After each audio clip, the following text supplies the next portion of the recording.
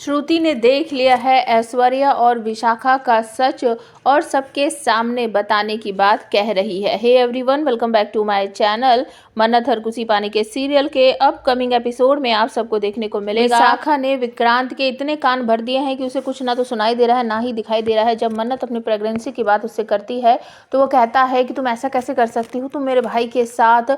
वो खींच कर एक थप्पड़ मार देती है विक्रांत को, कहती है आपकी हिम्मत कैसे हुई मुझसे ये बात बोलने की, एक और शब्द बोला ना तो मैं भूल जाऊंगी कि मैं कभी आपसे प्यार करती थी। बहुत सारी बातें वहाँ पर होती है और मन्नत फिर रोते हुए वहाँ से निकल जाती है और श्रुति घर के अंदर एंट्री करती है धीरे धीरे। तो श्रुति जब आ रही होती है उसे नाच गाने की आवाज़ सुनाई देती है तो वो एक कमरे में झांकती है तो उसे अंदर दिखाई देता है कि उसकी बहन ऐश्वर्या बहुत ज़्यादा खुश लग रही है और वो डांस कर रही है। उसे देखकर श्रुति के पैरों के तले से ज़मीन सरक जाती है, उसकी आंखें फटी की फटी रह जाती कि ऐसा कैसे हो सकता है।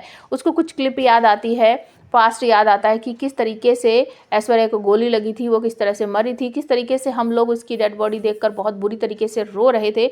वो सारी बातें जो हैं उसके आंखों के सामने आती है। बहुत ज़्यादा खुश है अंदर विशाखा, मल्लिका और ऐश्वर्या बहुत अच्छी तरीके से वो नाच रही है और कह रही है अब हमारी ज़िंदगी बिल्कुल सेट हो चुकी है, अब हमें कभी भी किसी भी बात की कोई भी परेशानी नहीं होने वाली है। तभी अचानक से श्रुति गेट खोलकर अंदर आ जाती है और कहती है सोनिया तू जिंदा है, मतलब तू मरी नहीं है, ये सब कुछ तेरा ड्रामा था, तू कितनी बदतमीज औरत है। तुझे पता है मन्नत तेरी डेड बॉडी देखकर कितनी बुरी तरीके से रोई है, तू कैसी माँ है मुझे कभी समझ ही नहीं आता है। मैं जितना तुझे समझने की कोशिश करती हूँ उतने ही नए नए राज, नए नए चेहरे तेरे मेरे सामने खुलते रहते हैं।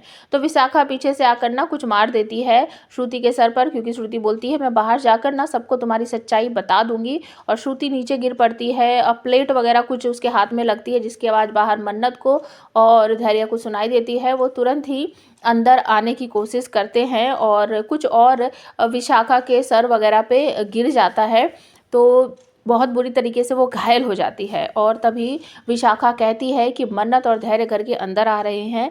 तो ऐश्वर्या अपने लोगों को बुलाकर जल्दी से उसकी बॉडी वहाँ से हटवाती है और जो कुछ नीचे गिरा है वो सारा साफ़ सुथरा करने के लिए कह देती है अपने लोगों को, तो तुरंत ही वो सब कुछ साफ़ सुथरा कर देते हैं।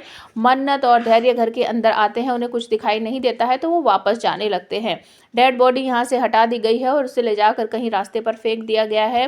धैर्य को फ़ोन आता है कि एक लेडी की डेड बॉडी मिली है और वो तुरंत ही जब उसके पास जाकर देखता है रास्ते में गाड़ी रोककर तो उसे समझ आ जाता है कि ये तो श्रुति की डेड बॉडी है। वो ये बात छुपाने की कोशिश करता है मन्नत को कहता है कि यहीं गाड़ी में रुको, लेकिन तभी गड़बड़ हो जाती है। वहाँ दूसरी तरफ से रोनी आता है भागते हुए और धैर्य को कहता है धैर्य धैर्य मेरे पास फ़ोन आया था कि श्रुति का एक्सीडेंट हो गया है। और ये बात सुन लेती है मन्नत तुरंत भाग कर आती है। और आप हमें कमेंट करके बताओ क्या वो अपनी माँ की डेड बॉडी देख पाएगी या धैर्य और रोनी उस बात को छुपा लेंगे। प्लीज़ कमेंट करके ज़रूर बताना।